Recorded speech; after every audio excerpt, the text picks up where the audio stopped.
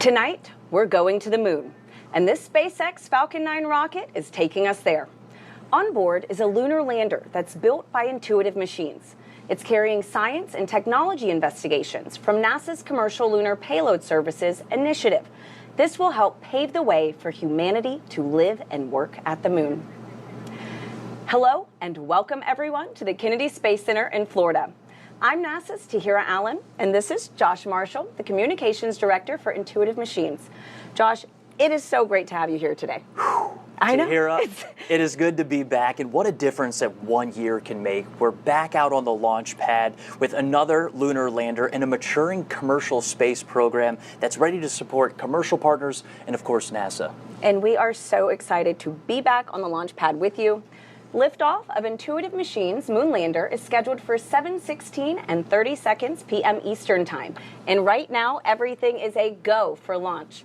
If all goes as planned, that lander will complete its journey about 8 days from now, with a landing at Mons Mouton, about 100 miles from the lunar South Pole and the farthest south ever attempted for a moon landing. One of the main goals is to gain insights into lunar soil characteristics and also detect resources beneath the surface.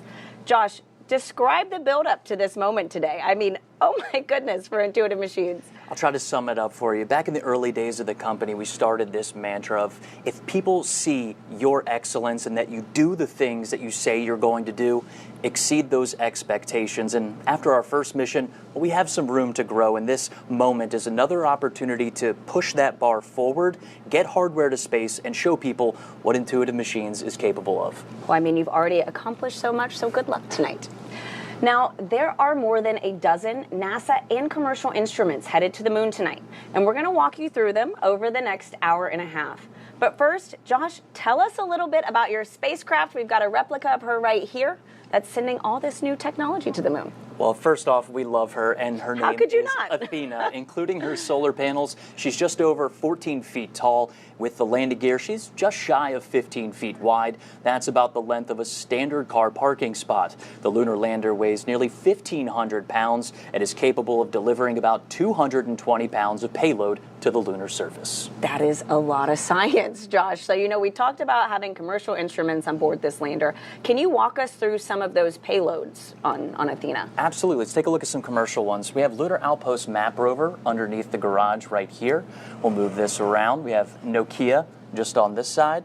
And if we pivot back this way a little bit, you have Lone Star Data Holdings Data Center over here. But I want to talk about a payload that's helping us solve one of the challenges we found from IM-1, and that was regulating the thermal temperatures underneath the lander's top deck solar array, this area right here. So what we did is we partnered with Columbia Sportswear and brought in this material. It's called Omni-Shade Sun Deflector. Can I hold it? Absolutely. And what it does is regulate that extreme heat and extreme cold that the lander experiences underneath that top deck solar array. Wow, that's incredible. And so all these commercial payloads that you've been pointing out, they're all on the outside of the lander because, as I understand, Athena's fuel tanks are on the inside of the core structure. You got it right. Cool. That's liquid methane and liquid oxygen tanks inside of the lander. What that requires is extremely cold fuel to be loaded inside of the vehicle. That fueling process started about 3 hours before launch, and fueling stops just before liftoff. And what is really cool, to meet those requirements, SpaceX developed a way to fuel the lander while it's already attached to the rocket and on the pad. Now let's head on over to SpaceX and Mission Control in Hawthorne, California. Thanks, Tahira. I'm John Innsbrucker, Falcon Principal Integration Engineer here at SpaceX. And I'm Yomezo, a Lead Propulsion Engineer here at SpaceX. Now, IM-2 marks our 24th mission of the year after a busy 2024, where we launched a record-breaking 134 missions. SpaceX was honored to launch last year's IM-1 mission, which is the first commercial lunar lander to land on the moon, and the Blue Ghost 1 mission just last month. And we're excited to once again partner with NASA as part of the Commercial Lunar Payload Services Initiative, which you'll hear us refer to as CLPS. Now, SpaceX was founded with the goal of making life multiplanetary, and today's mission furthers that goal by helping scientists understand more about the resources on the moon. We'll have more on SpaceX's part in building our future in space in just a few minutes. Yeah, we're currently at T-minus just under 41 minutes from liftoff, and while the countdown continues, let's take a moment to meet the Falcon 9 that will be taking IM-2 to space today. On your screen, you can see the Falcon 9 on Launch Complex 39A. Falcon 9 is a two-stage rocket, and it's the first orbital-class rocket capable of reflight. The first stage, the tallest portion of the vehicle, marked there on your screen, that provides 1.7 million pounds of thrust thanks to its 9 Merlin 1D engines. That's right, and near the top of the second stage, powered by the Merlin vacuum engine, or MVAC, while this is very similar to the Merlin 1D on the first stage, this engine has a large nozzle which allows the second stage to perform more efficiently in the vacuum of space. Now, the first stage is what gets us out of the Earth's atmosphere and into space, and the second stage is what takes the payload to its targeted drop-off orbit. Now, that large barrel structure with the pointed nose at the very top of the vehicle is the payload fairing, and it's composed of two halves made up of carbon composite material that come together to protect the payload until we're in the vacuum of space. Now, the Intuitive Machines landers need to be fueled on the pad with cryogenic methane and oxygen starting about 2.5 hours before launch. Now, ahead of the IM-1 mission last year, SpaceX teams had to modify Pad 39A and the transporter erector alongside the Falcon 9. We installed liquid oxygen and methane tanks, we put propellant lines in, and we put more of these to support the Intuitive Machine missions. Now, Athena, today's lander, went through the same late load of propellant while it was on the pad today. In fact, we have just finished wrapping up propellant loading.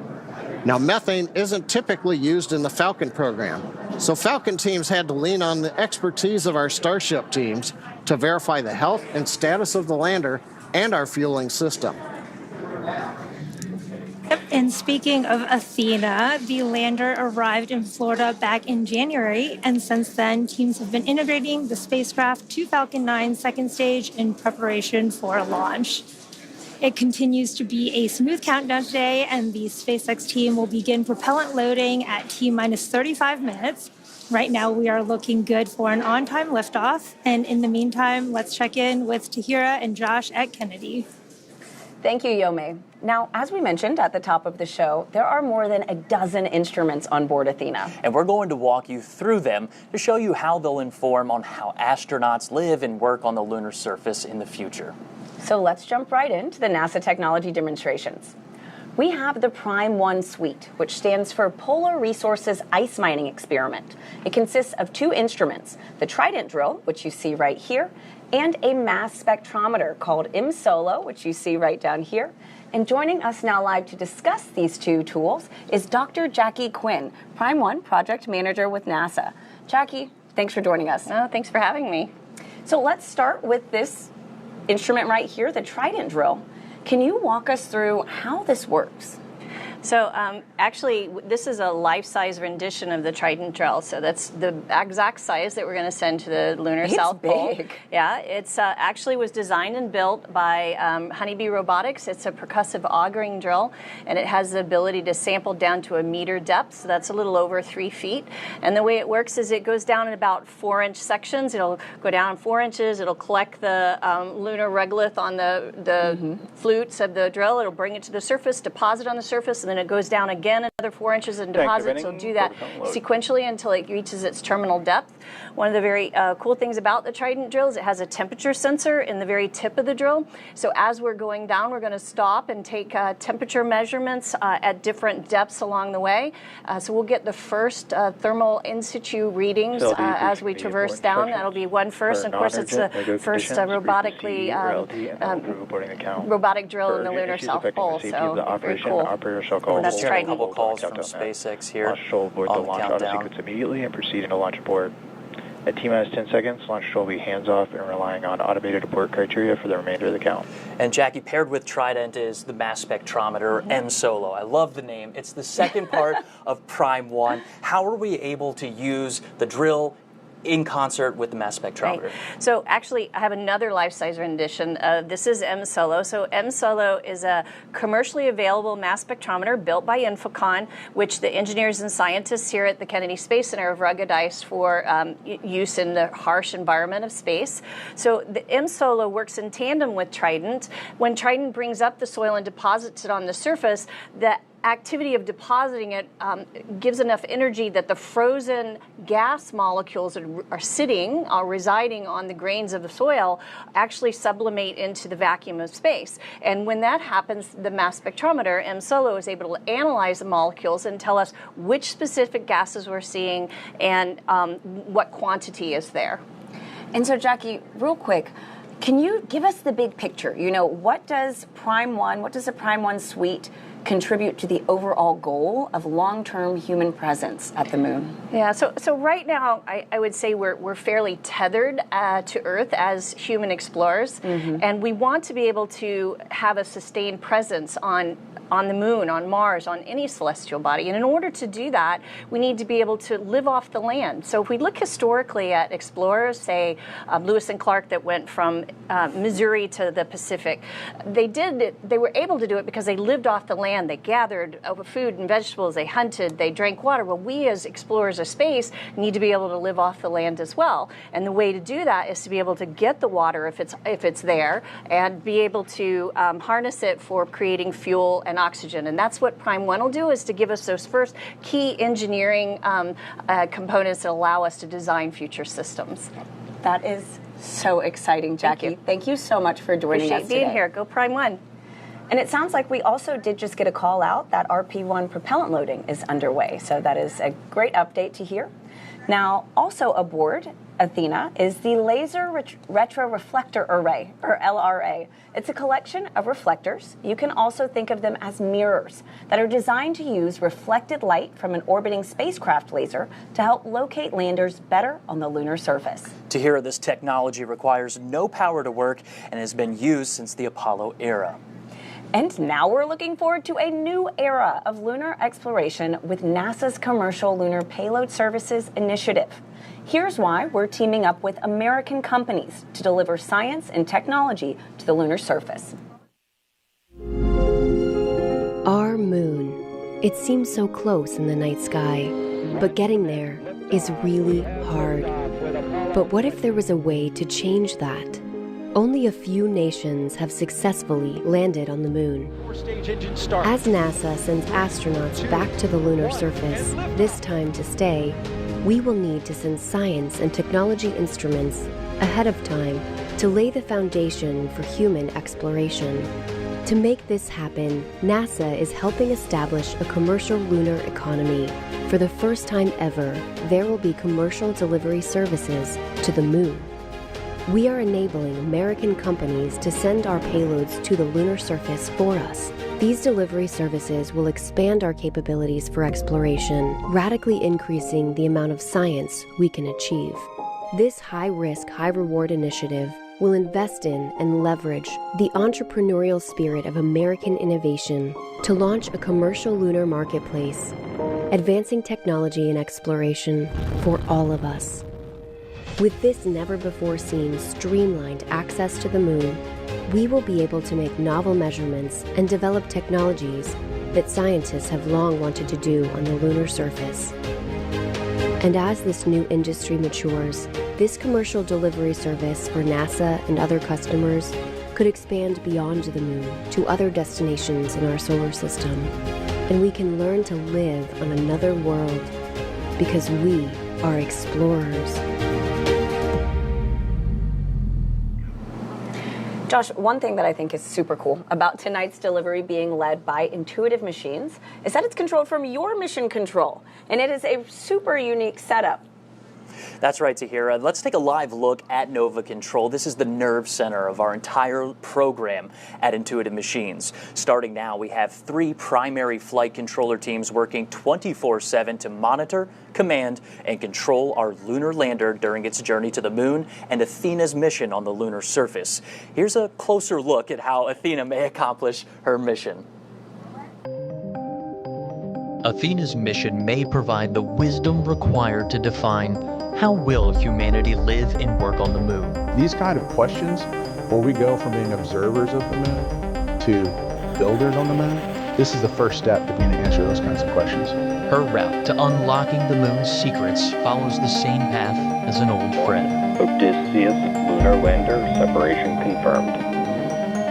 Small engine firings refine Athena's trajectory before approaching lunar orbit. We have to do what's called a lunar orbit insertion. It's about a 900 meter per second maneuver. It's a big burn. In orbit, Athena checks on her payloads, including Lone Star's data center, and manages extreme heat in the light and frigid cold in darkness. We're just going in orbit, doing the things you do with satellites. It's going to be very similar to what we do with our orbiting comm relay satellites, starting by degree. A short engine firing sends Athena into a lower orbit to prepare for one final 600-second burn maneuver to the surface. And it's a nice ride. The engine provides a steady level of thrust that does pick up a little bit, good fuel, but you control it. Finally, Athena's true mission then, delivering technologies, science, and services that may enable humanity to live, work, and explore deeper into the solar system. It's definitely a great feat. But once you're there, you want to expand from that landing class and go and look at different things. For approximately 10 days, Athena is designed to support NASA's Prime 1 drill suite, deploy a rover, send a rocket-fueled drone into a crater, and connect those spacecraft using Nokia's 4G LTE lunar surface communications system. We have people that are driven to build and fly and operate space equipment, and that's what we're here for. It's who we are. In addition to Athena, Intuitive Machines and NASA developed a first-of-its-kind technology called the Micronova Hopper for IM-2. We're joined now by Trent Martin, the Senior Vice President of Space Systems at Intuitive Machines, to talk about the Hopper. Trent, welcome. Thank you. So, I hear over at Intuitive Machines, y'all call the Micronova the Grace Hopper. We do. Naharika Agrawal, our project manager for the Hopper, named it after Grace Hopper, who was a pioneer in software programming. Well, what's such a fitting name for another pioneering technology? You know, Absolutely. Hopper had big support from NASA's Space Technology Mission Directorate through what we call a Tipping Point Award. Can you explain why that is? You know, what is it about Grace that has everybody so excited? Yeah, so we had decided that we were looking for a technology that could be utilized to go to extreme locations on the moon, in particular places that rovers couldn't go. We had settled on the Hopper, and we started working on the Hopper through a partnership with NASA through the Tipping Point opportunity. We were able to fund that, fly it to the moon, and prove out this technology, prove that we can go down into pits or down into permanently shadowed regions or even into the lava tubes on the moon. Wow. And once she's in a pit or a lava tube or a crater, what payloads do you have on board conducting the science that you expect to get back there? Yeah, so this first mission, we didn't intend to have any payloads on this, but we actually have 3. So we have a camera system so we can look down, see what's underneath. Through a partnership with the German Space Agency, we added a temperature sensor, a pyrometer, onto the foot of the hopper so that we can sense the temperature down inside of a permanently shuttled region. And then working with a company out of Hungary called Pulley Space, we put a neutron spectrometer on board so we can actually tell if there's water down inside of a PSR. That is so exciting. Now, so you talk about Hopper going inside these craters, these lava tubes. Does she have to hop back out to transmit the data, or can she do it from inside there? Well, we believe that she's going to have to hop back out. However, partnering with Nokia, we've actually put a Nokia antenna on top of Hopper. And based on the analysis that Nokia has done, we believe that we will be able to communicate outside of that PSR that we're flying into just by bouncing the signals off of the walls of the crater. But we'll find out. That's part of the experiment. How far away is that crater, and how many hops do you think it'll take to get there? So we're going to take 5 hops once we get to the surface. 1 to get us off of the lander, and then several different hops to prove that we can fly parabolically, we can fly a steady level flight, we can fly down into the PSR, and then wait a period of time and then fly back out of the PSR. We'll be 700 meters away from the lander by the time we're finished. It is so exciting just hearing about the complexities of, this lunar technology that's going to the moon. And Trent, we wish Grace safe travels into the history books. We do too. Thank you very much. Thank you. Now, let's head back to SpaceX in Hawthorne, California, where John and Yomi are standing by live right now. Thanks, Tahira. Everything continues to be go for launch as we count down to liftoff in just 26 minutes from now. Now, not only is the Falcon family of vehicles supporting NASA's lunar efforts through contracts like CLIPS, but we're also working directly with companies to help support a growing commercial industry, and that's unlocking space for both commercial and government customers. Yep, that's absolutely right. And for more than a decade, Falcon 9 has supported 45 missions to the International Space Station with our Dragon spacecraft, starting with our first cargo resupply mission, then returning human spaceflight capabilities to the U.S., and even helping launch 2 additional cargo missions with Northrop Grumman's Cygnus. All of these missions have enabled science and research to be conducted on the International Space Station. Yep. A lot of work from low Earth orbit. Now, since 2022, SpaceX has supported the next generation of commercial space exploration. We've done the launch of 3 private astronaut missions to the space station, and that's been in partnership with Axiom Space. Now, in the near future, Axiom plans to attach a module to the ISS, and that will eventually detach and form an independent station, one of many commercial space stations that will come online soon, as well as after the International Space Station exits service at the end of its operational life. That's right, John. And when ready, SpaceX will help deorbit the space station. NASA awarded SpaceX a contract to develop the US Deorbit Vehicle, or USDV, which is a modified Dragon designed to guide the ISS through a controlled re-entry into Earth's atmosphere. This will be a pivotal moment in spaceflight history, and as the space station departs orbit and hands off the baton for future private missions like those from Axiom or VAST, which is working on developing space stations that launch directly into orbit. And you can see that on your screen right now. Now, SpaceX's drive to unlock space does not end there. In 2021, SpaceX launched Inspiration 4 on a 3-day journey around the Earth. It was the first all-civilian mission to space. And missions like Inspiration 4 that you can see here, Polaris Dawn, and the upcoming From 2 mission, those allow commercial astronauts to conduct research and other activities in the microgravity of outer space, as well as demonstrate new technologies while orbiting the Earth. Now, as some of you may recall, last year the Polaris Dawn crew reached the highest altitude ever in Earth orbit since the Apollo program.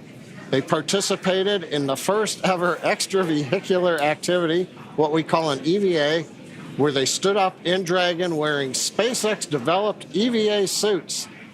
They also conducted 36 research studies and experiments designed to advance both human health on Earth and during long-duration space flights. There's a nice view of the very top of Dragon, where they conducted that EVA from in the SpaceX suits. Yeah, those were incredible missions. And all of these missions, including today's IM-2 mission, are helping set the stage for future missions to the Moon, Mars, and beyond. And of course, SpaceX continues to support NASA's Launch Services program with missions like Sphere X and Punch, which are currently scheduled to launch in just a few days. So very exciting times ahead. But back to today's mission. Let's check back in with Tahira and Josh over at KSC. Thanks, Yome. So we are at about T-minus 22 minutes from liftoff tonight. Josh, if all goes as planned, this would be the second lunar landing for Intuitive Machines. I mean, that has to feel good. It does. And just last year, we became the first commercial company to land and operate on the surface of the moon, despite a harder than expected landing caused by a laser altimeter mishap. Now, so what did your team do to assess IM-1 and really make modifications for this second mission tonight with Athena? Right. After IM-1, the entire team met and reviewed every minute of the mission. What went right, what went wrong, and identified a few improvements for Athena. Namely, we've taken extra steps in testing to ensure Athena's laser altimeter is rock and roll ready to go, Tahira. I mean, that sounds great, Josh. So let's talk about this landing site. The landing for IM-2 is at Mons Mouton. It's named after the award-winning NASA mathematician and computer programmer Melba Mouton, who contributed to the successful Apollo 11 moon landing. Mons Mouton is about 100 miles from the lunar South Pole, climbing nearly 20,000 feet high. That's about the height of Mount McKinley in North America. This mountain is also about the size of Delaware, stretching 2,700 square miles, and will be the southernmost lunar landing ever attempted. Now, Josh, can you break down what are the differences between the IM-1 landing site from your first lunar landing and the IM-2 site for Athena tonight? Well, both of these sites are lunar highland areas, very similar when it comes to that. The IM-2 landing site is about twice as close to the South Pole than our first mission. Why was Mons Mouton chosen? Was there anything specific that you all used to really narrow this down for IM-2? That's a great question. I asked our scientists, and as we move closer to the South Pole, combining Earth and Sun visibility becomes more challenging. So we chose Mons Mouton because the Sun and Earth visibility enables a longer surface mission so that NASA commercial payloads may complete their operational goals. It also has a crater close by that we're targeting for Grace to explore called Crater H. We'll have to think of a better name for the next round of explorers that drop by. Absolutely, Josh. That's so funny. Now, and those explorers could be, Artemis astronauts. The Mons Mouton area is also one of the potential landing locations for the Artemis 3 mission. It's a region no other crewed mission has ever landed or explored before. Here's a closer look at the type of preparation that goes into returning from the lunar surface in our Artemis Moon Minute.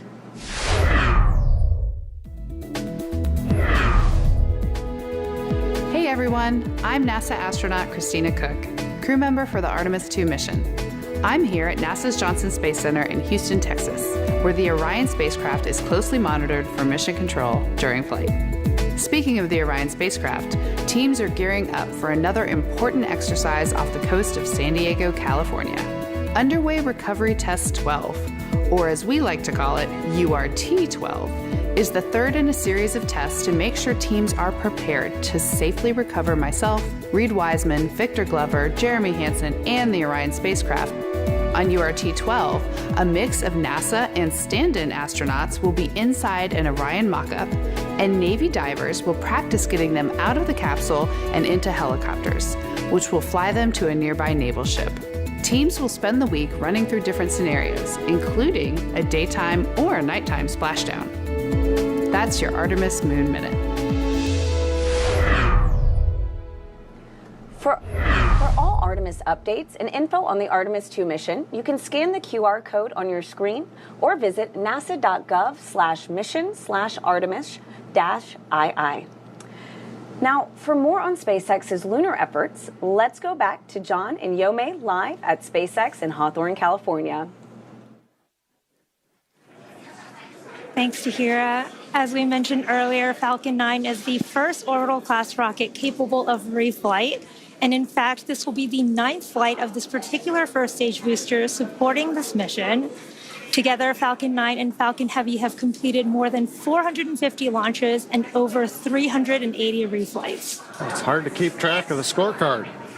And today, this booster will be attempting to land on our drone ship, a shortfall of gravitas. And this would be the 100th booster landing on that particular drone ship alone. That's pretty incredible. And rapid reusability dramatically reduces launch costs, which helps increase launch frequency and enables a wide array of new government, commercial, and scientific opportunities in space like this one. Now, lowering the cost of access to space is helping take humanity's next steps into the solar system, whether it's in LEO, GEO, interplanetary, or even deep space. Now, when the costs are lower, government and commercial customers can launch more missions, which helps accelerate development. This also helps commercial satellite and private research customers afford to launch more projects to space, and that helps stimulate innovation here on Earth. Absolutely. And missions like SpaceX's transporter and bandwagon rideshare programs help make access to space even more affordable by sharing the cost of a launch across many customers. All of this is to say reusability is that key innovation that's making space more accessible for the industry as a whole. We just heard Stage 2 LOX load is beginning. We're right on time. But let's talk more about technology and innovation, and we'll head back to Tahira and Josh at Kennedy Space Center. Thanks, John. Many of the technology demonstrations on board Athena, like Prime 1 and the Grace Hopper that we heard about earlier, were driven by NASA's Space Technology Mission Directorate. Now, some are NASA-supported experiments that are developed by private companies. We also call these tipping point awards.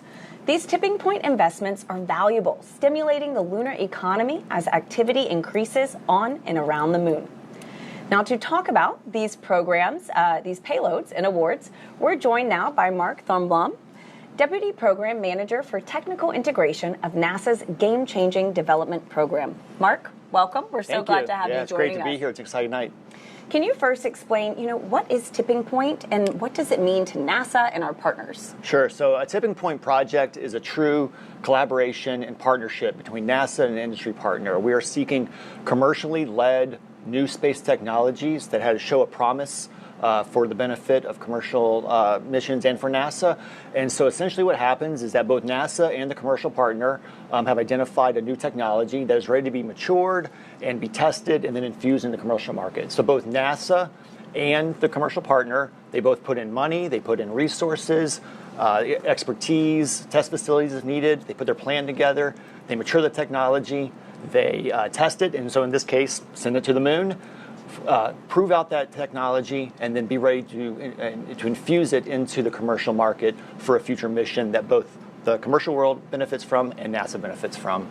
And so there are two tipping points on this lander, right? And so we heard about one a little bit earlier, the Grace Hopper. Can you expand on how this might revolutionize, space exploration? Yeah, so the word revolutionize is really perfect for this type of mission.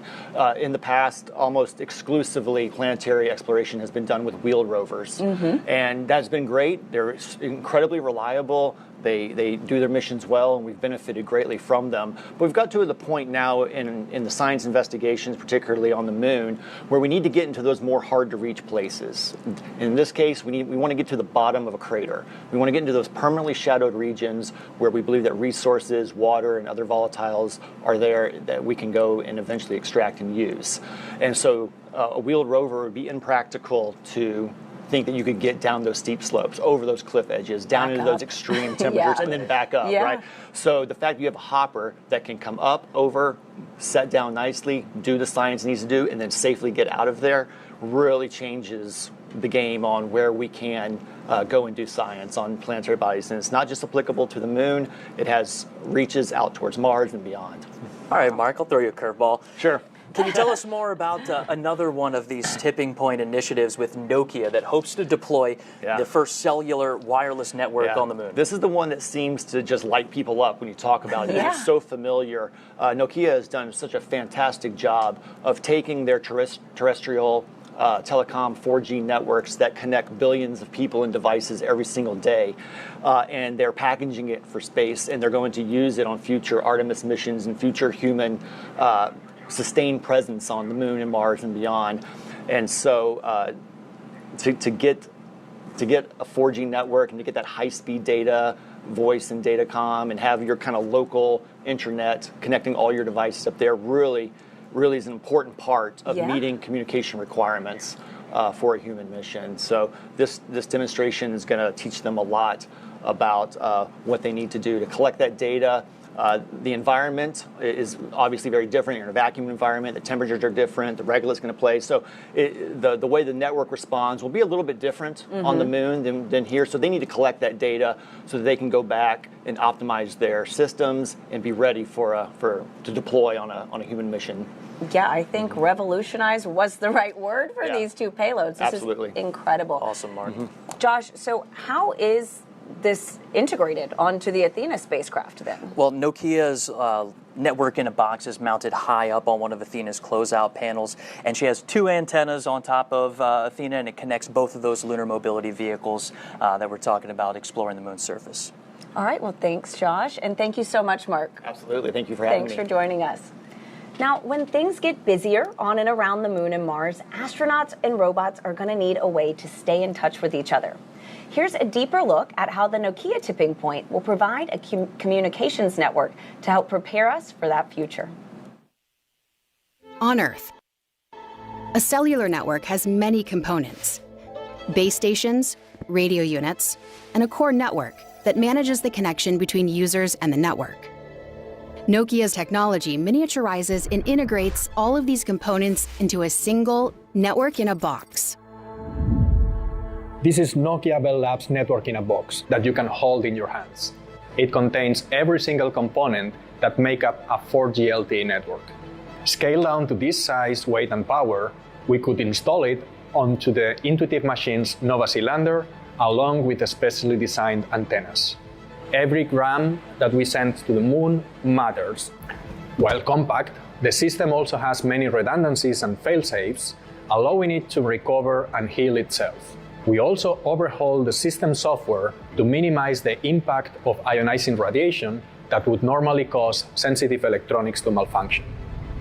The network links directly to devices in both the Lunar Outpost Map Rover and Intuitive Machines Micro Nova Hopper. For the mission to succeed, this network must be fully autonomous. It must deploy and configure itself once on the lunar surface. As the lunar rover goes about conducting experiments, and the hopper goes deep within a crater, the network must also constantly make adjustments to ensure it maintains connectivity. This is an uncrewed mission. There will be no human technician to tweak or repair the network if something goes wrong. Achieving that level of autonomy was a monumental task to undertake. Working with NASA's Space Technology Mission Directorate, Nokia plans to test the first cellular network on the moon. Success will have implications far beyond this important mission.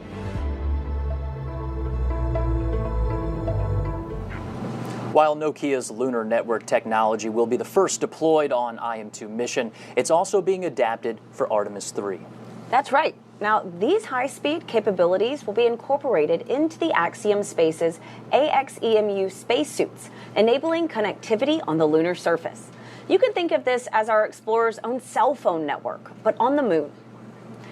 Together, efforts like CLIPS and tipping points are helping advance humanity's reach into our solar system and shape our country's approach to exploration through commercial partnerships. Tonight, Intuitive Machines' lunar lander is taking NASA's science and technology demonstrations to the moon under the Commercial Payload Services Initiative, or CLIPS, as we like to call it in the business, right?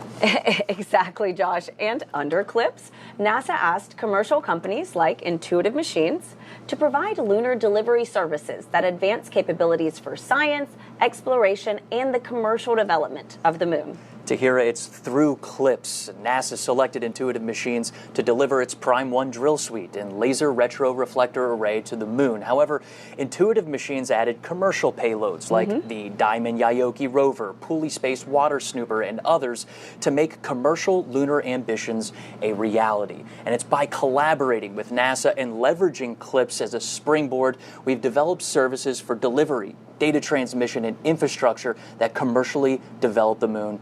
Not just for us or NASA, but for all. Absolutely, and it is an exciting time, Josh.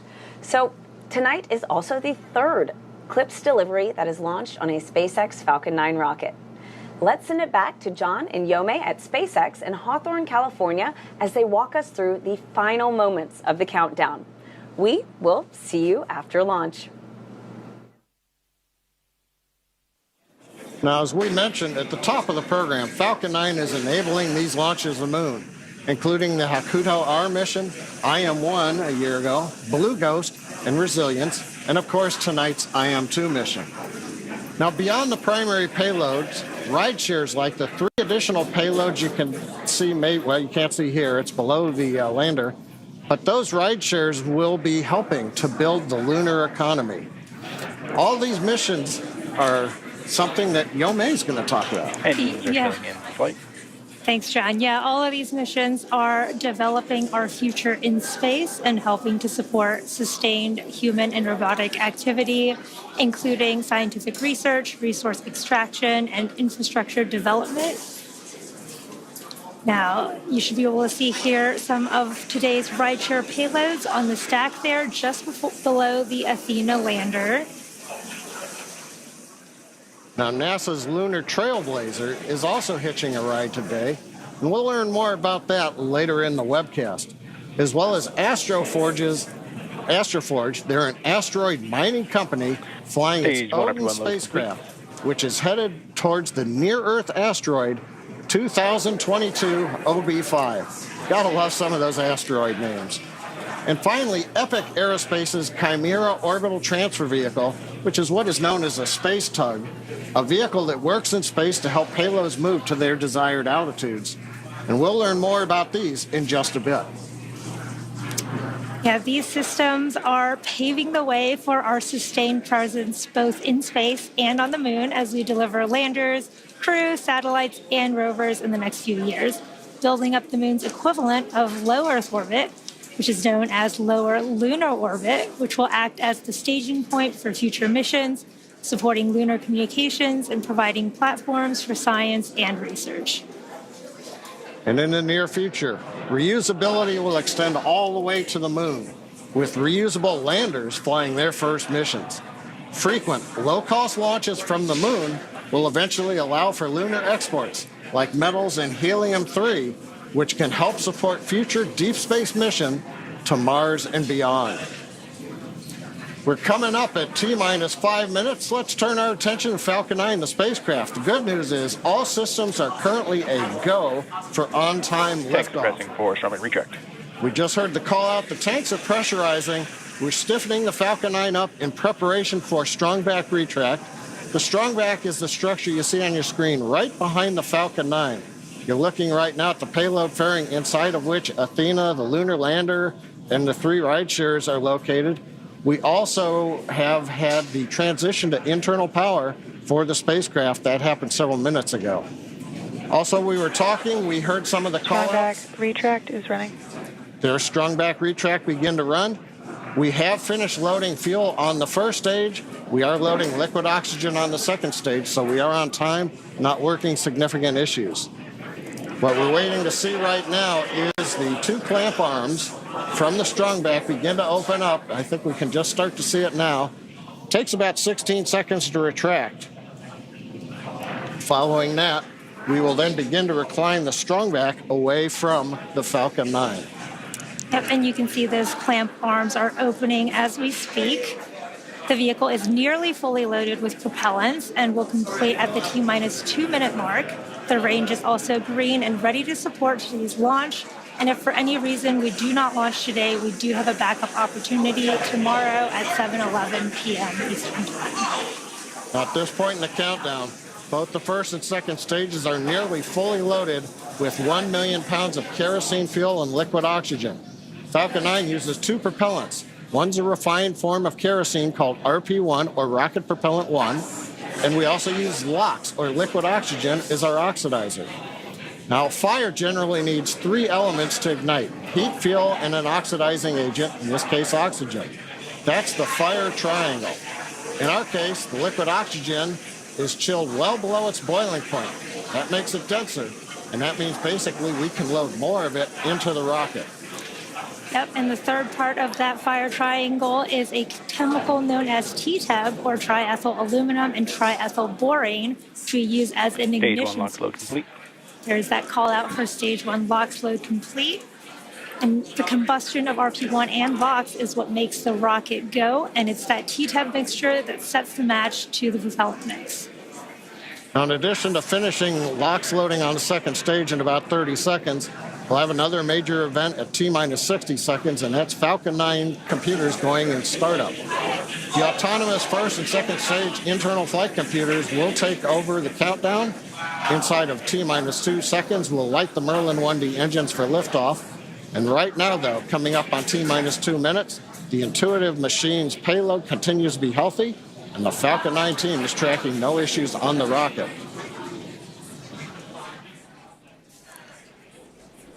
Currently, the weather is green, and the range is ready to support a T0 at 7:17 p.m. Stage 2 LOX load complete. Okay, we've heard the call out just inside T-minus 2 minutes. LOX load on second stage complete. You can probably also hear the background enthusiasm. Everybody is getting ready for a launch to the moon. Next major event coming up right now. Ground gas closeout. Ground gas closeout. That means that strongback alongside the Falcon 9. We're draining any propellant from the ground lines. We're venting gas overboard. That'll also create what's typically a large white plume that comes off of the strongback.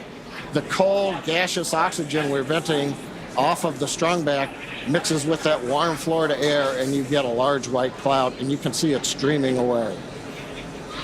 Waiting for the call out for startup of the flight Falcon 9 is in startup. You see and hear it. We're in startup. Everything looks good. We're going to get the LD go for launch. And with that, let's pause for a minute and listen to that go. LD, go for launch. Right on time. Always love to hear that call out.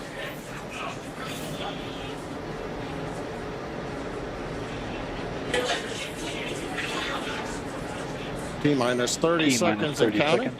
All systems are go for launch of Falcon 9 with the Intuitive Machines lunar payload.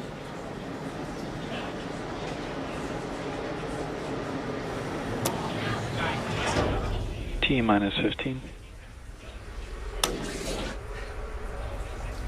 T-minus 10, 9, 8, 7, 6, 5, 4, 3, 2, 1.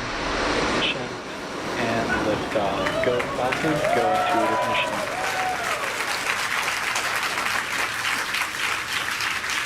Beautiful, it's pitching downrange. And we'll be forward with nominal.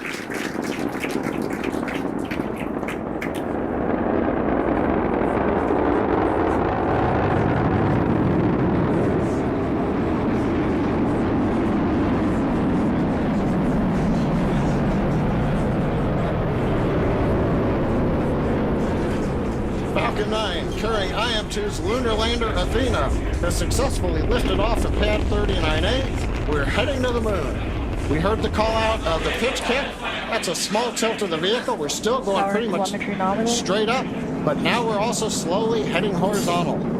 You heard that call out for power and telemetry nominal, and once we reach orbital altitude, we're going pretty much horizontal to the Earth. The rocket needs to go about 17,000 miles per Falcon hour. 9 is supersonic. Horizontally.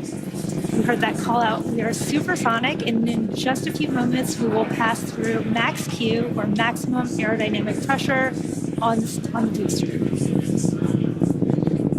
Max Q. We're through max Q, and the Merlin 1D engines have throttled back up to full power. Next call out we ought to hear is MVAC chill.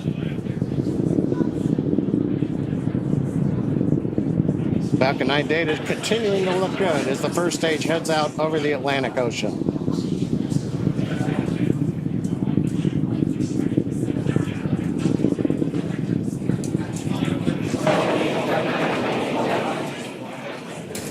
Trajectory looking good on Falcon 9. Now we're going to have a few events coming up in quick succession. We're going to start with MECO, main engine cutoff. That's the point during the flight where we shut down the 9 Merlin 1D engines on the first stage. Then we'll go into stage separation, and then SES-1, which is the second stage engine start number 1. And shortly after MECO, stage 1 and 2 will separate from each other, with the first stage booster beginning its trip back down to Earth, while the second stage engine starts for the first time, known as SES-1, where the single Merlin vacuum engine on board the second stage will light up. This is happening in just a few seconds. MECO. Stage separation confirmed.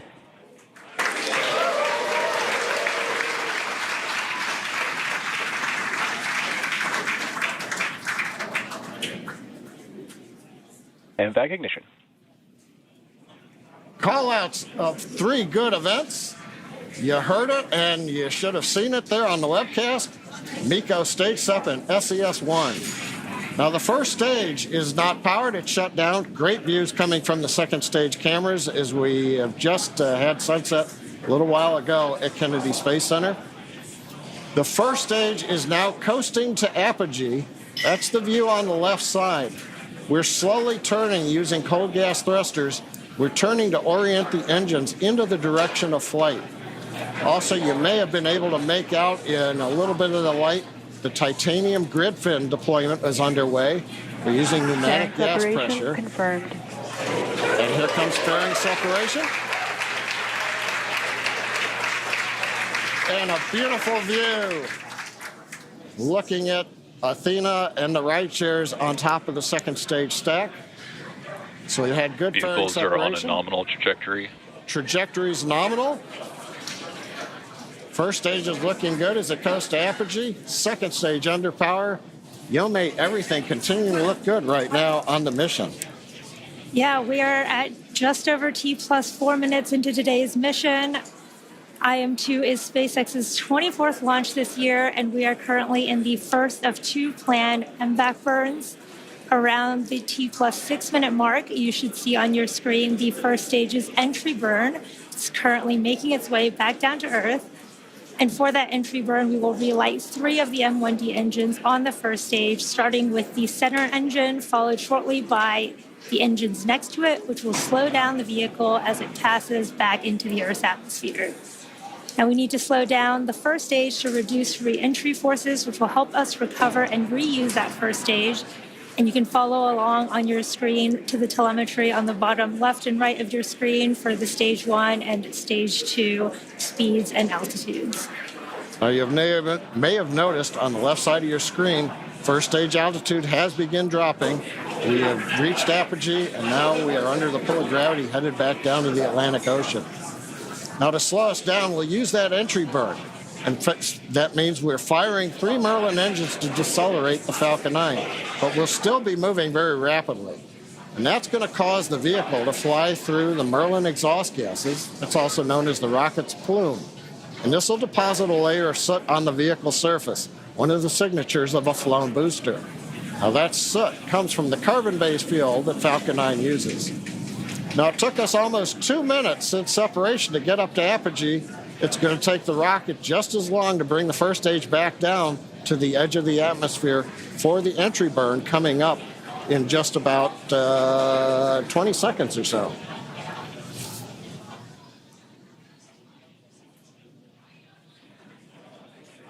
Now, as a reminder, the first stage that's supporting today's mission is performing its entry burn for the 9th time. Falcon 9 is the world's first orbital reusable rocket. This is important because it's that reusability that allows SpaceX to refly the most expensive parts of the rocket, and that in turn drives down the cost of space access. Stage 1 entry burn startup. Stage 1 FTS is saved. There's that call out for entry burn startup, and this will be about a 30-second burn. slowing that first stage down as it re-enters the Earth's atmosphere.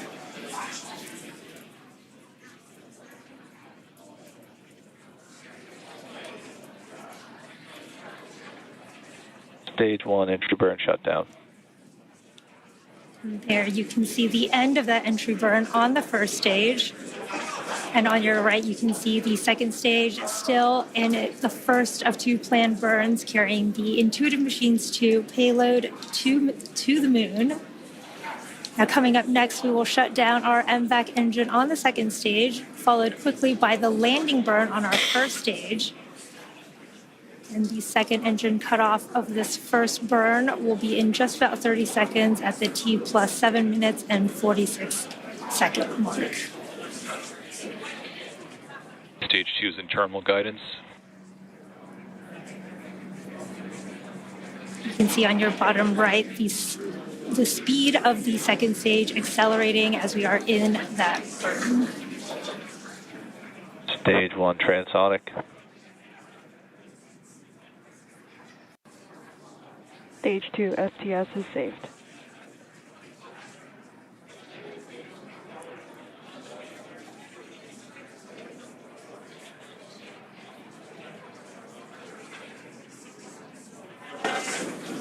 MVAC shutdown.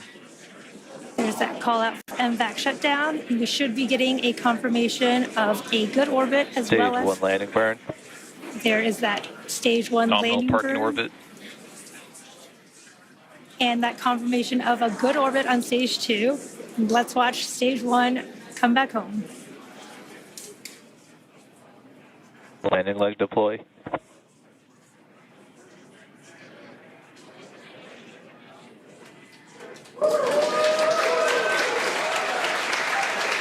Stage 1 landing confirmed. Awesome views of that first stage landing. There you have it. That was the 413th recovery of an orbital class rocket, including first stage landings for Falcon 9 and Heavy. Oh, first stage is back on the drone ship. Beautiful mission. Second stage is in the parking orbit in our low Earth orbit. Now the mission does continue in space with stage 2. Coming up next, we have the second burn of our MVAC engine. We call that SES2. And that'll be the second stage burn around the T plus 36.5 minute mark. And we'll follow that with spacecraft separation. Until then, we're going to send you back to Tahira and Josh at Kennedy Space Center. Thank you, John and Yome. If you're just joining us, welcome to the Space Coast of Florida, where we just witnessed live the beautiful liftoff of the moon-bound Intuitive Machines lunar lander named Athena.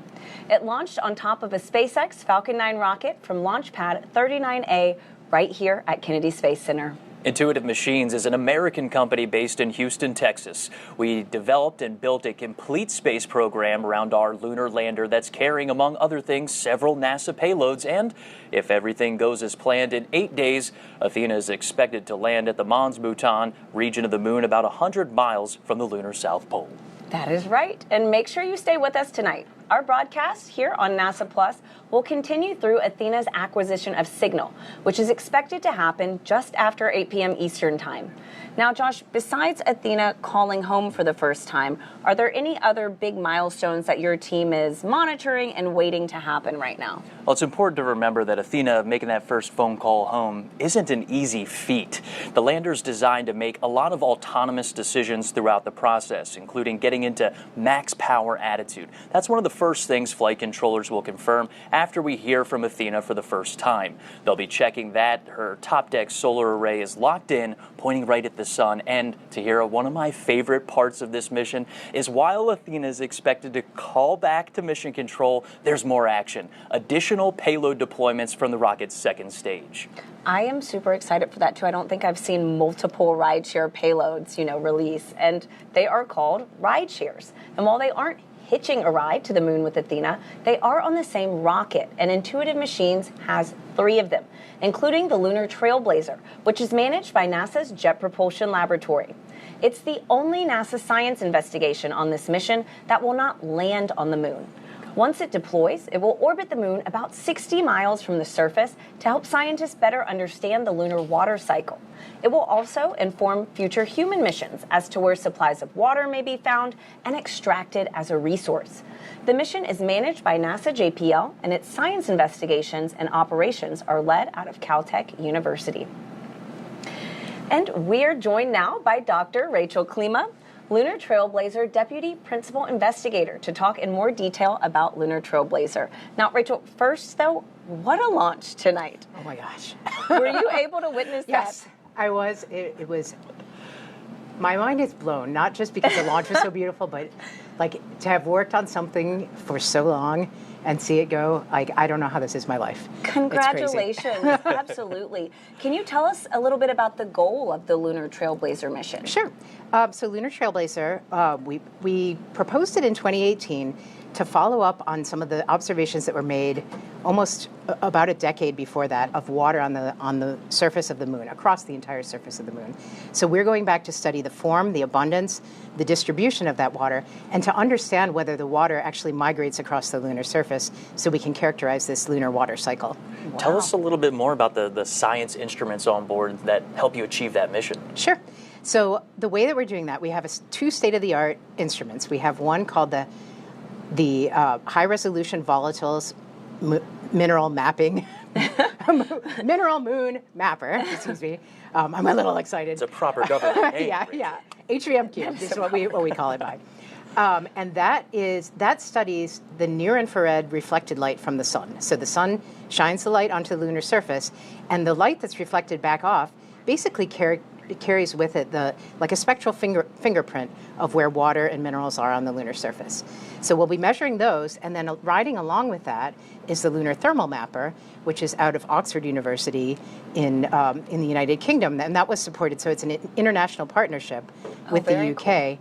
Cool. And they're measuring the temperature of the lunar surface at the same time that we're measuring the spectral signature and understanding where the water is.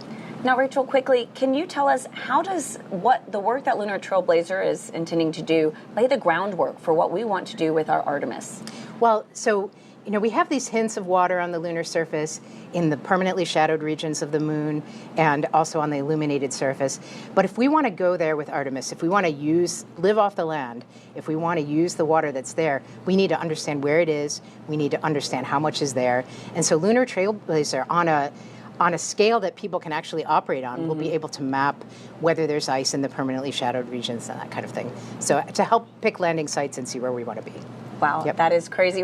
What an exciting future. Thank you so much for joining us, Rachel. Thanks, Rachel. Okay. All right, thanks very much. Now, Josh, I understand that there are a few other commercial rideshare payloads that, like Lunar Trailblazer, will deploy from the Falcon 9 rocket after Athena. Oh, that's right, Tahir, and you can see it at home in this animation. Athena separates, and then the 3 rideshare payloads deploy. This animation has a condensed timeline. We actually expect the payloads to separate about 5 minutes after Athena. Wow, I mean, even the animation, this is gorgeous. This is going to be such a spectacular view. So can you walk us through, what exactly is deploying here? Well, what you're watching are all of the rideshare deployments, including Astroforge, a space mining company, using this mission to scout its target asteroid that is out of this world, and deployment of Epic Aerospace's payload called Chimera. It's an orbital transfer vehicle intended to deploy multiple payloads after separation. And is there a special reason, that these ride shares joined Intuitive Machines CLIPS lunar launches? That's a great point. And Intuitive Machines takes an Apollo-like trajectory to the moon. It's called a translunar orbit. It's like throwing a fastball right at the moon. It enables Athena to get there in about 8 days, but for ride shares, it's an opportunity to get into a high-energy orbit to get places like the moon or a deep space asteroid like Astroforge. It's also an opportunity to send our future lunar data relay satellites on the same launches as our lander missions, starting with IM-3, which is, of course, also carrying our CLIPS payloads from NASA. That's right. And IM-3 will be Intuitive Machines' 3rd lunar delivery mission as part of CLIPS, an initiative where NASA and American companies have teamed up to explore the moon. Now, a lot of research needs to happen before humanity can live and work on the lunar surface. And these CLIPS missions are like our stepping stones towards creating that sustainable future. In the end, the rewards outweigh the risks. Landing on the moon is hard. We're going back. Under this Artemis program, we're going to be sending humans to the moon for the first time since Apollo. So ahead of humans, we want to get up as much science exploration and technology experiments as possible. So CLIPS starts facilitating a lot of the early science, the things we want to learn before we even send humans. CLIPS stands for Commercial Lunar Payload Services, CLPS. The services part is the key element. Ordinarily, when NASA delivers a payload to the surface of the moon, they do it with a commercial partner, but NASA controls the building of the vehicle. Now, we're buying the service of delivery of our lunar payloads to the surface of the moon. It is a delivery service, akin to a delivery service that you'd have here on Earth. NASA will provide payloads to a commercial company. They decide how to get it to the moon. They have to develop their own lander, but they also have to manage the entire end-to-end mission. It's meant to provide affordable, rapid, frequent access to the lunar surface through American companies. We're funding different companies. We have commercial companies that are competing to win task orders to deliver our payloads to the surface of the moon. One of the goals when we started CLIPS was to help establish a lunar economy. Somebody has to do it first, and then it becomes commercially available. Then they're able to crank them up. Then they're able to make it more affordable. And so the lunar surface is just the next frontier for a commercial environment. But we had to acknowledge up front, all the way through the highest levels of the agency's leadership, that some of them will fail. These missions may not be as successful as a traditional NASA mission. We have accepted the risk that going through this innovative approach with these commercial companies, that there could be some failures. Some of them are new companies. None of them have ever successfully landed on the surface of the moon. So they're going to learn lessons. We need to give our vendors the opportunity to learn. And so that'll help ultimately buy down our risk as these companies learn, okay, what does it take to actually build up the lunar lander, integrate payloads, get to the lunar surface and land safely? They've been able to demonstrate that they have very, very good technical depth and the ability to design and execute missions. We're willing to take more shots on goal. We aren't risking human lives. And in the big picture, if we're flying missions at 1/10 of the cost of a NASA mission and we fail 2 of them, we still get 8 missions for that same price. Even with 1 or 2 or 3 failures, this is still a very economical proposition. It's a risk posture which is more risk tolerant than NASA is accustomed to. There's not a single one of these companies that's willing to bet their mission on a coin toss. Every one of them is doing what they can in order to have the most successful mission possible. But the important thing to realize is that risk tolerant does not mean risky. And the rewards are a long-term ability to get payloads to the moon inexpensively, frequently, and rapidly. We want science, so we can then put more of our resources on even more science, exploration, and technology payloads and get more of a return on investment when we get to the moon. CLIPS provides tremendous benefit across the scientific and economic communities. So there's a lot we'd like to learn about the moon to help human habitation and prepare us for missions to Mars and beyond. So the moon is the first step. Joining me now are Dr. Nikki Fox, the Associate Administrator for NASA's Science Mission Directorate, and Dr. Joel Kearns, the Deputy Associate Administrator for Exploration. Now, Nikki, Joel, what a launch tonight. Wasn't it beautiful? Does it ever get old? No. Never. Absolutely not. Never. Never. No. Particularly when NASA science is going to the moon on it. I know, right? It's more than just a launch. Think about, again, the future. So to talk a little bit about the future, Nikki, I know you're very passionate about how science can enable exploration. Yes. So can you talk to us about how the investigations and science going up tonight are really going to enable humanity having this long-term presence at the moon? Yeah, obviously, science enables exploration, but exploration enables science, and that's why we're so excited about having this partnership as we move forward. NASA science does great science wherever we go in the universe, literally. From the center of the sun to the edge of the universe, we're doing fantastic science. But the really cool thing is when what we're doing is really enabling humanity to take next steps. And so as we return to the moon, we're not just returning to the moon for a short trip, we're returning to stay, and then the moon lights our way to Mars. And so all of the experiments that we have that we're putting on CLIPS are just there to enable us to do the next great things for humanity. And so, Joel, as part of CLIPS, it is really to team up with American companies to help advance the capabilities of the commercial development of the moon. Can you explain how this CLIPS initiative and these flights are really advancing what we want to do with Artemis? Well, every one of these CLIPS flights, like the IM-2 mission, is advancing both science and technology that we will need to move humans out further into the solar system, but also answer really long-term scientific questions we've had for decades since Apollo. And we're doing this a very different way than we did Apollo. Yeah. In Apollo, it was a national effort that was really done by NASA with major industry at the time. Here we're partnering with our international partners, but also, as you said, with commercial firms in the U.S.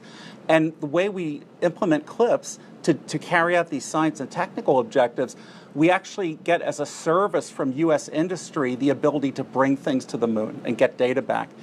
This not only allows us to do this faster and less expensively, but it builds a capability in industry to take things to the moon, not just for NASA, but for all of our Artemis Accord signatories and all our allies and friends around the world.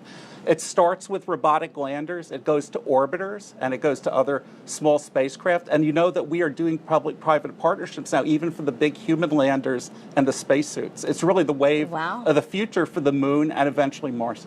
Absolutely. Now, very quickly, this is a hard question, but what are you both looking forward to most in this new era of lunar exploration? We are going to go to places on the moon, again, to get ready for Mars and to answer questions about the moon that no one's ever visited before. So, for example, IM-2 on this mission will go the furthest, closest to the South Pole that anyone has ever been. And we know we want to send our Artemis astronauts to the South Pole. So just by going there, we're going to get the first information of what is the South Pole really like as we answer those scientific questions. And Nikki? All of our NASA science missions are super interconnected. So the exciting thing for me tonight is not only Intuitive Machines going to land, but Lunar Trailblazer, coordinated science, both of them looking for volatiles, really fantastic. NASA science doing amazing things all through our universe from the just everywhere we go, incredible, incredible science. So just really excited to continue to inspire the world and lead the nation in science exploration. Absolutely. Thank you both so much for joining us. Thank you. As part of CLIPS, Intuitive Machines is continuing to add commercial lunar services. It enables delivery, data transmission, and infrastructure to support the Artemis campaign and the commercial development of the moon. 2024 redefined Intuitive Machines, becoming the first commercial company to land and operate on the surface of the moon. Houston, Odysseus has found his new home. And rapidly advancing services for lunar data transmission and infrastructure. When we jumped off on this CLIPS initiative and pivoted the company towards the moon, it pushed the boundaries of what could be possible. And so we thought unconventionally. Last fall, we continued development of our lunar terrain vehicle, the Moon Racer, wrapped up 2024 with NASA astronaut testing at Johnson Space Center, along with a meteor crater trial run in Winslow, Arizona. To support delivering Moon Racer and other heavy cargo, the company completed several milestones in developing its heavy cargo lunar lander, Nova D. So what we're able to do with heavier cargo is provide a logistics supply chain to the moon. And while 2025 starts with another lunar liftoff, development of the first lunar data relay constellation capable of 4K video transmission is underway to support Artemis missions to the moon. Starting with our third and fourth CLIPS deliveries, we plan on deploying data relay satellites and begin operational capability for Artemis and allow for more robust communication from the surface. Each mission is building the foundation for a sustainable presence on the moon and a foothold toward the next step into the solar system.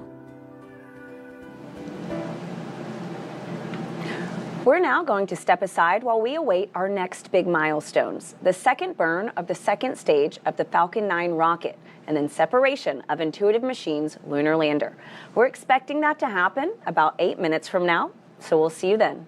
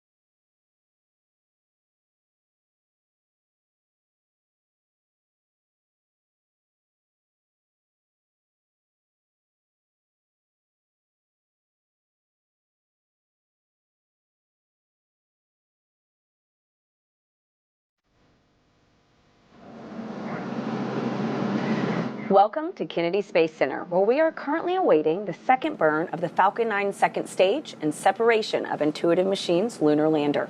This comes after a successful liftoff of the Falcon 9 rocket with the Intuitive Machines' lunar lander named Athena at 7:16 and 30 seconds Eastern Time tonight. And in approximately 8 days, Intuitive Machines expects Athena to deliver her cargo to the Mons Mouton region of the Moon, the southernmost lunar landing attempt in American history. But first to hear, the lander has to separate from the launch vehicle's second stage. And for that, let's go back live to SpaceX in Hawthorne, California, where John Innsbrucker and Yomei Zhu are standing by as we await that second burn and then spacecraft separation. John, Yomei? Thanks, Tahira. We are a couple minutes away from our second and last relight of our MVAC engine. That'll happen at T plus 36 minutes and 25 seconds. And the second burn will last just over 60 seconds, and you can watch the velocity increase on the display on your screen. Right there, we saw a little bit of solid oxygen drifting off. We're actually purging everything. We're getting the engine ready to relight, chilling it in. At the same time, we've been using little cold gas thrusters to just kind of push all the propellant down to the bottom of the tank, so it's right over the inlets of the turbo pump. So we're ready to pull it in when we start to spin the engine for burn number 2. Well, and that's called settling, right? And we use nitrogen to perform those maneuvers.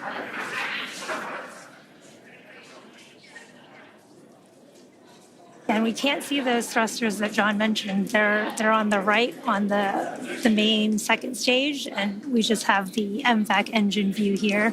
But you can see that engine chill process happening. You can also see the payloads on the left-hand side of your screen. Oh, and there's a nice view. We've got a second payload camera on this flight, and I think we're looking right up at the business end of Athena with the large nozzle. Yeah, really cool views. I love how Athena looks like a star when it floats away.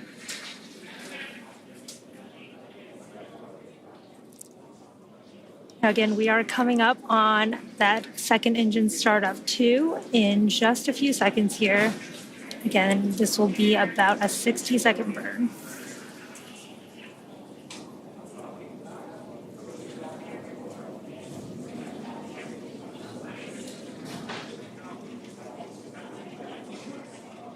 MVAC ignition. That's the call out for MVAC ignition.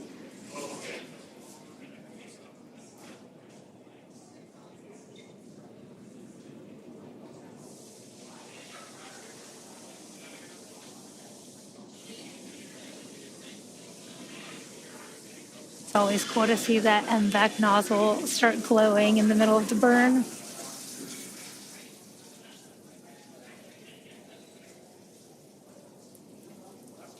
We are about 30 seconds into our 60-second planned burn on the second stage, carrying Athena and the rideshare payloads to the moon.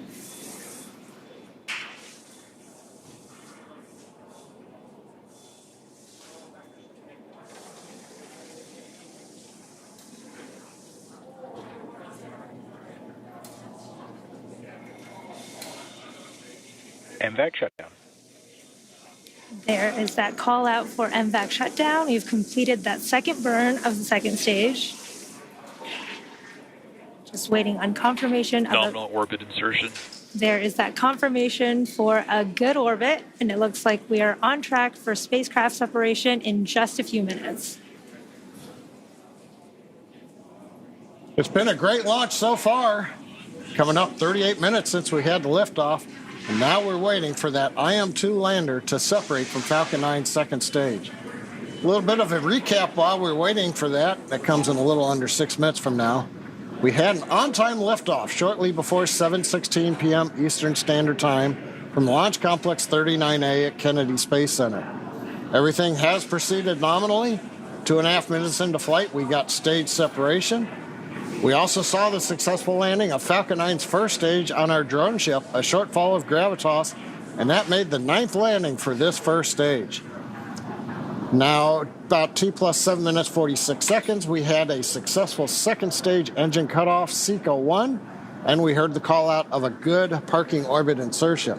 Now, that was the first of 2 burns of the second stage engine, and we just saw the second burn of that engine complete, and we also are in a good transfer orbit right now. Pay attention on the bottom right to the altimeter. We didn't change altitude very much during the 1-minute burn, but you can see we're starting to move away from Earth now. Now, the vehicle is coasting at this point in time. Payloads are still attached as we're counting down towards the separation of the Athena lander. Now, currently, the second stage is in a coast phase, as I mentioned. We are essentially making sure everything is quiescent on the stage. We're venting down pressures. We're making sure that overboard vents are done so that nothing, for example, burps during flight. We want Athena, when we send the separation command from the flight computer, to just be moved away with the power of the springs and not have any jostling if, say, the second stage inadvertently vented something at that time. So we're making sure everything is quiet on the second stage. Now we're coming up, we're under 4 minutes to separation, and we're getting great views of the second stage as it prepares to separate the IM-2 lander to begin its 8-day journey to the moon. And of course, given the way spacecraft want to be oriented to the sun, for example, to make sure when they separate, they get power onto solar cells. If you're wondering why we have a camera pointed right at the sun, well, that's a requirement of the customer to make sure that the spacecraft gets nice and warm, gets a lot of power, everything looks good. Now, we talked about the 8-day journey to the moon. The Athena lander is carrying science and technology investigations from CLIPS that will help pave the way for humans to live and work at the moon. And today's mission is the second CLIPS mission for Intuitive Machines. Now we're waiting right now, separation coming up a little under 3 minutes, getting some more views. We're cycling, the flight computer is cycling between the various cameras on stage 2. Got a view of the nozzle. As we heard earlier in the broadcast, that'll make a large maneuver as they get to the moon.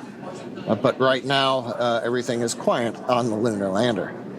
There's a view of the nozzle extension one side. Here's the other camera at the back end of the second stage. The silver blanket that you see there, that's multi-layer insulation. We put that over the back end. That keeps all the valves underneath and the electronics warm and cool.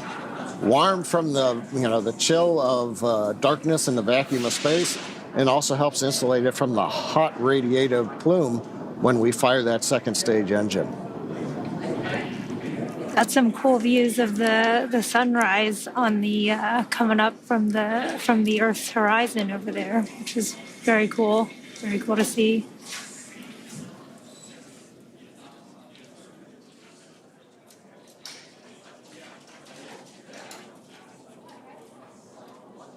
For 42 minutes, everything continues to be nominal on the second stage.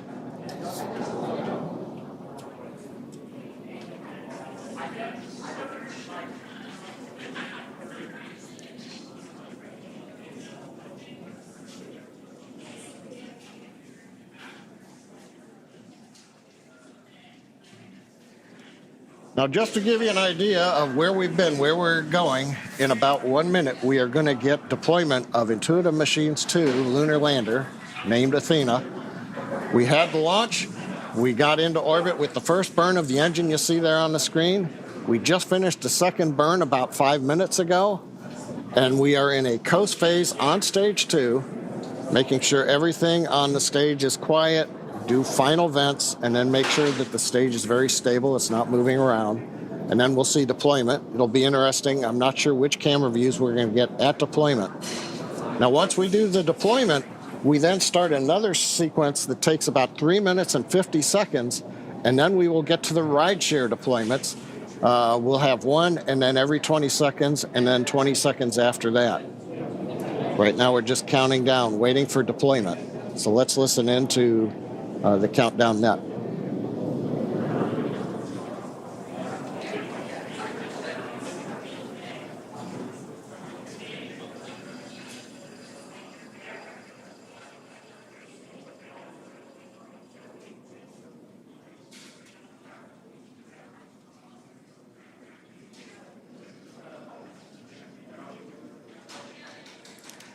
there is that deployment. You can see IM-2 Nova C lunar lander named Athena floating away from Falcon 9's second stage, confirming spacecraft separation.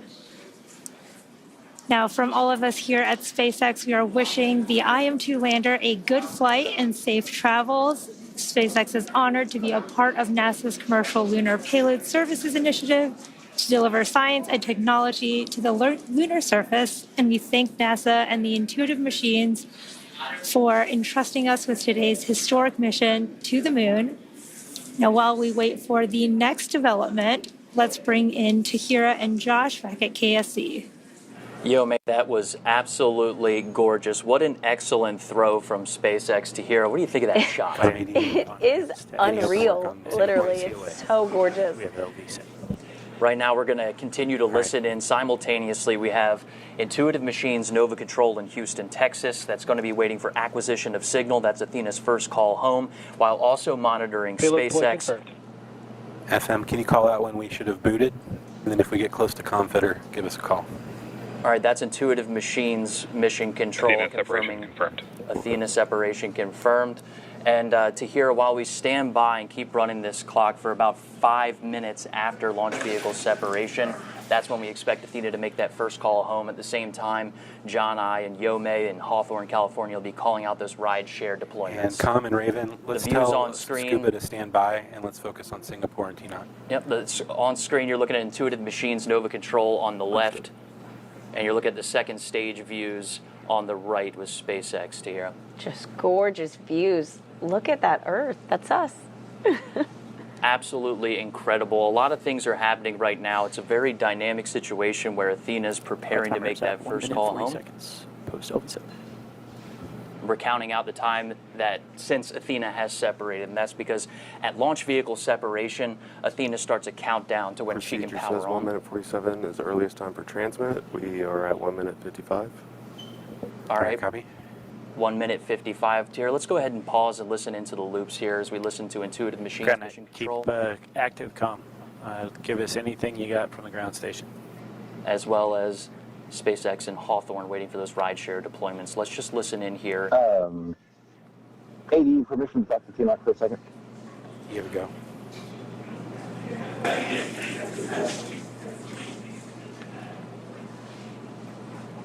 Those calls you just heard are the ground net stations that you're looking at right now inside of Nova Control, waiting for the ground stations on Earth to acquire Athena's signal. We're standing by in Houston for Athena making that first call home, standing by in SpaceX Hawthorne for waiting for those 3 rideshare deployments. We expect all of these things to be happening simultaneously.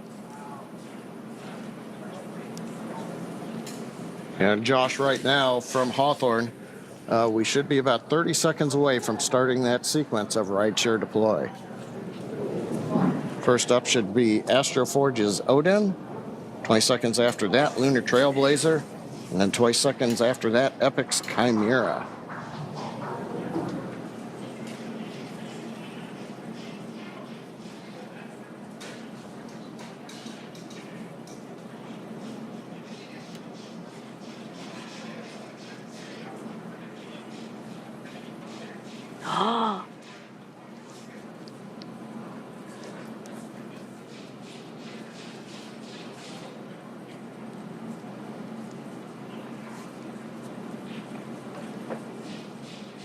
Odin deployed, as you heard over the net.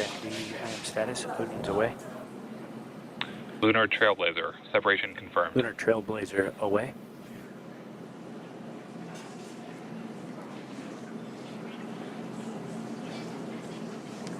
We heard the call out in the acknowledgement. Lunar Trailblazer separated.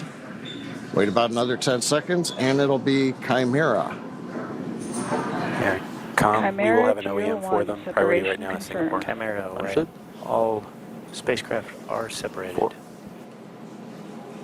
4 minutes 15 seconds past that. All right. Now Josh Tahira. Falcon 9 second stage has sent its commands. Everything successfully deployed. Now we're waiting a word from you all on acquisition of signal from Athena. Thanks a lot, John. We're still listening in to Intuitive Machines' Yeah, Nova White Control. Indian, I am status waiting for 1909 for our window to open for visibility on the first station. That's flight controllers waiting for that window to start listening in for Athena to make that call home. We're just about inside of that expected window for her to make that first call, Tira.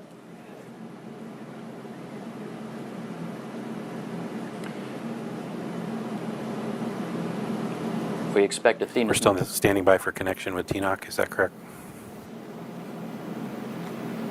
That's good readback. I'm getting. Should I enable randomization?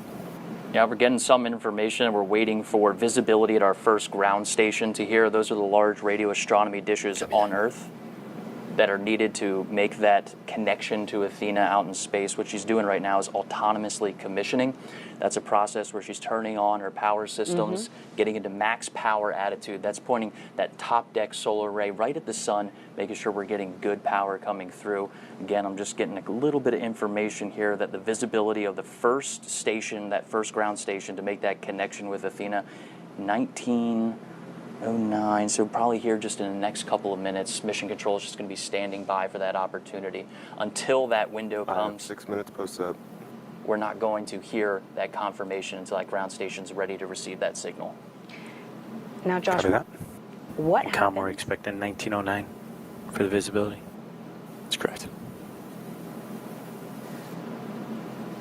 It's 1909. They're talking in Central Time, so that's 8:07 here on the East Coast. So here, just a couple minutes away, flight controllers are watching their screens, waiting to make that first connection with Athena while she's been autonomously commissioning herself in space. That process of getting to max power attitude, getting her radio pairs on, and making that first call home, all while moving just about 24,000 miles per hour. She's doing a lot. That's right.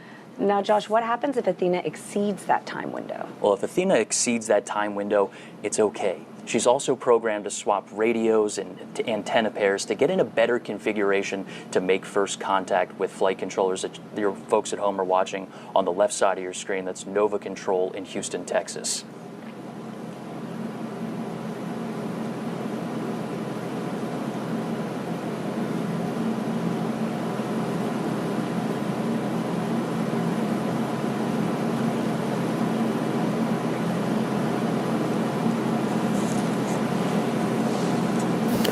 Seven minutes, 25 seconds past up.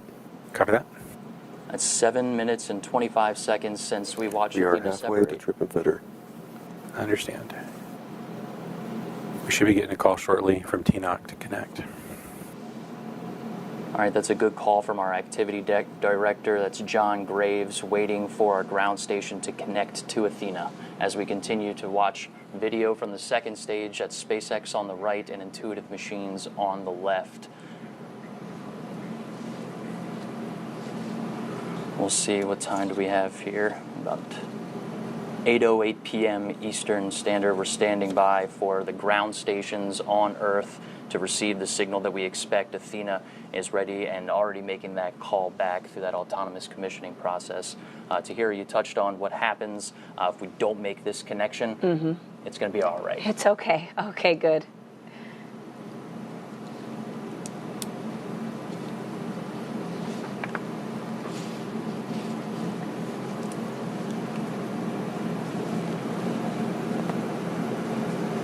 Now, we heard a call from Mission Control talking about a comm fitter being halfway through its cycle. And what they're talking about there, Tahira, when we say it'll be okay, it's starting. Back to me, Goose. Ground out. What are we seeing? Is TNOC giving you any feedback?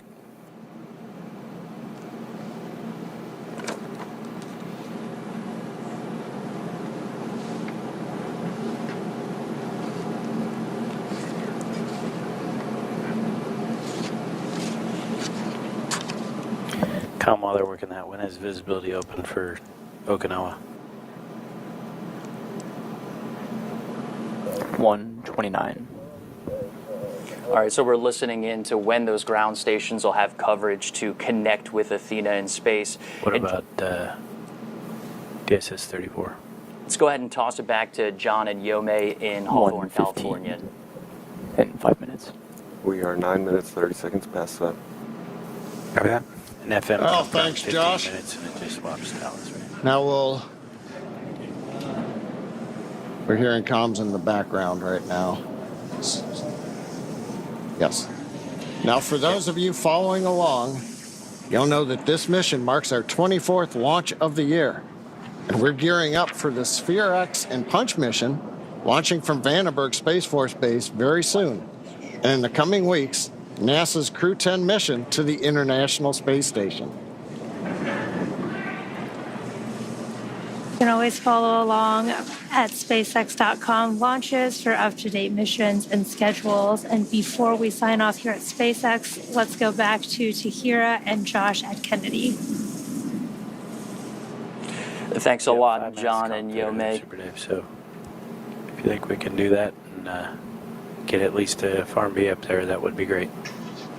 All right, Tahir, we have exceeded our nominal acquisition of single timing estimate, and flight controllers are starting that new set of procedures that will continue over the next several minutes.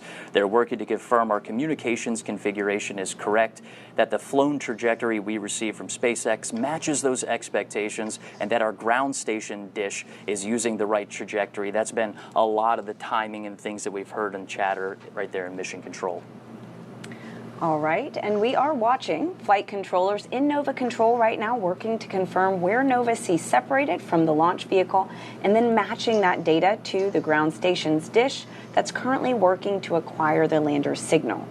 And the team's expected to continue this process for several minutes until Athena's autonomous procedures start a new process. We've heard them call out a couple times of how much time is left until ComFitter, and that is part of that new process to communicate back to Earth. This includes cycling Athena's power systems, switching radios, and swapping antennas to sets that had not been used yet.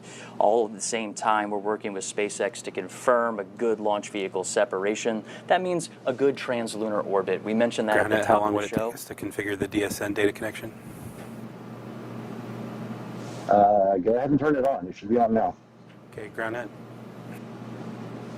And that's our ground net trying to work the ground stations that are on Earth to make that connection with Athena. But right now, we know that Athena... Just passing 12 minutes in SEP. We have 4.5 minutes before ComFitter trips. Copy. Thanks, FM. We know that... 3 minutes. Let's move. We know that Athena is on a fastball shot toward the moon. That's that translunar orbit. It does give us a lot of flexibility within our flight path. DSS 34. And there's some more calls working with those ground stations, enabling the ground stations to make the calls and make that connection with Athena. Status is start bend. All right. We're going to continue to monitor progress inside of Nova Control. I have command active for DSS 34. All right. Telemetry.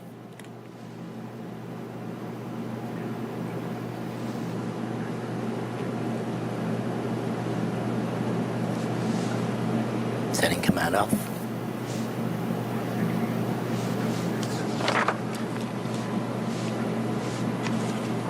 All right, so as we continue to monitor progress inside of Nova Control, we're going to pause to continue listening into what folks are saying inside of Mission Control. But let's just recap what happened leading up to and after liftoff from Launch Complex 39A at NASA's Kennedy Space Center.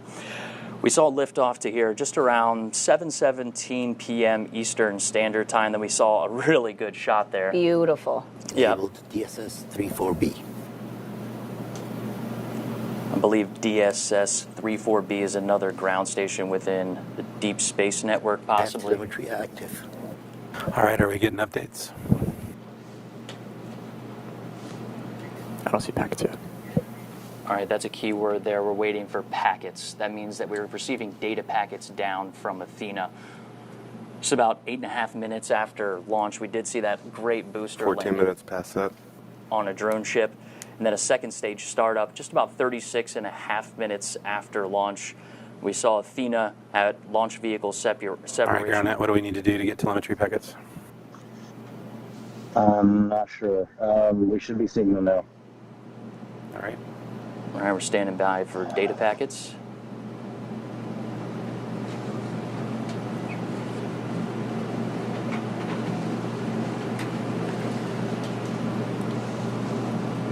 Everyone glued to their screens here. We had launch vehicle separation with Athena just shy of 43 minutes after launch. Nominal acquisition to signal about 5 to 7 minutes. We've exceeded that time. We touched on that autonomous process of what Athena is doing, but right now it's more of a manual process inside of mission control as those flight controllers are working to configure the ground stations that are required to make that call. It's possible that Athena is powered on. All right, so while TNOC is working, looking for anything we can shake on the DSN side to get packets. And so, Josh, we've mentioned a few different ground stations tonight. If they get this signal from any of them, does that work? Yeah, it sounds like they're switching over ground stations as we're listening in. I'm not familiar with which one and where they're working those, but they're working to get that signal from Athena, and that's coming from our ground net. And you can see folks working inside of mission control trying to solve this problem inside of our circular design control room, allowing folks to kind of wheel around and get the information that they need.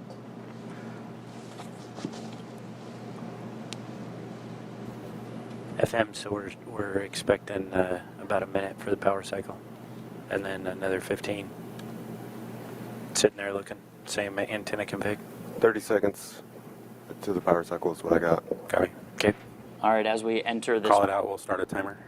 As we enter this power cycle, we're going to continue to work that autonomous process with Athena. We're at 16, 17 is what I'm showing. Is that what we got? I'm now at 16, 17 right now. Okay. Copy.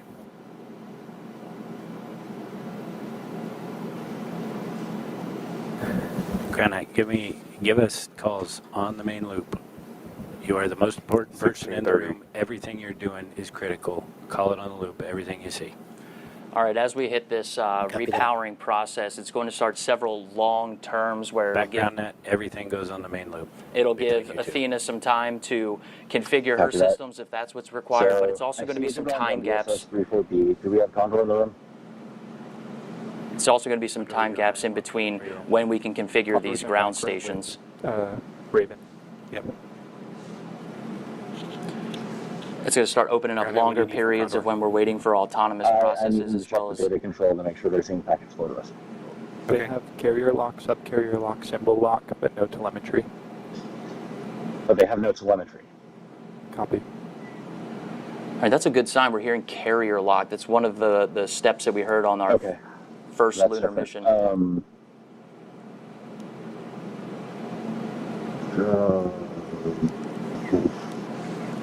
I need to borrow somebody's phone. We have going. Showing packets.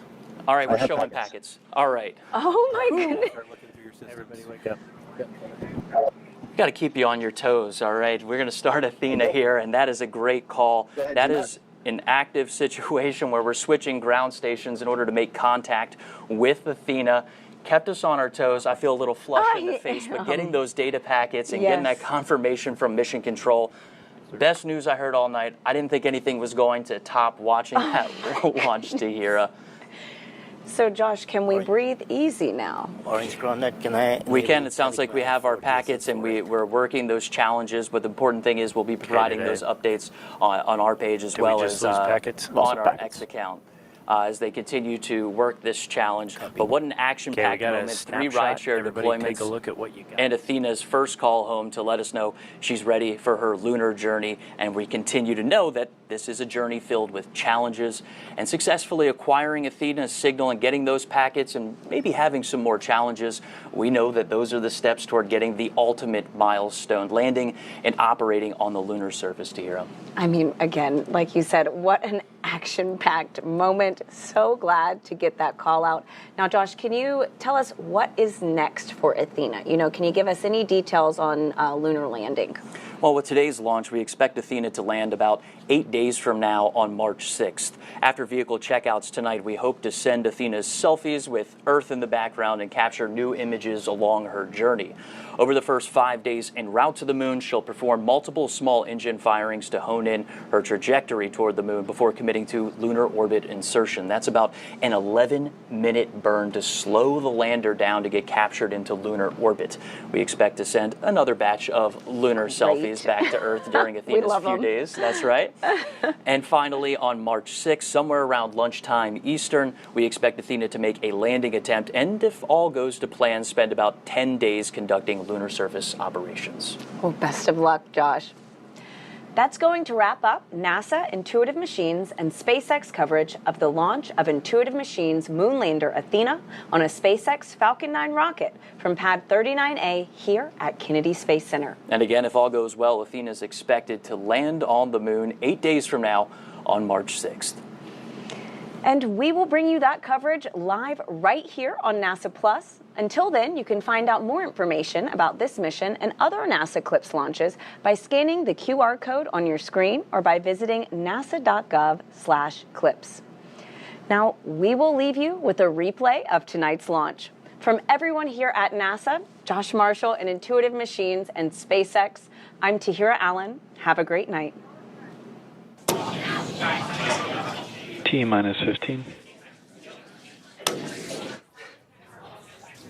T-minus 10, 9, 8, 7, 6, 5, 4, 3, 2, 1. Ignition and liftoff. Go Falcon, go Intuitive Machines.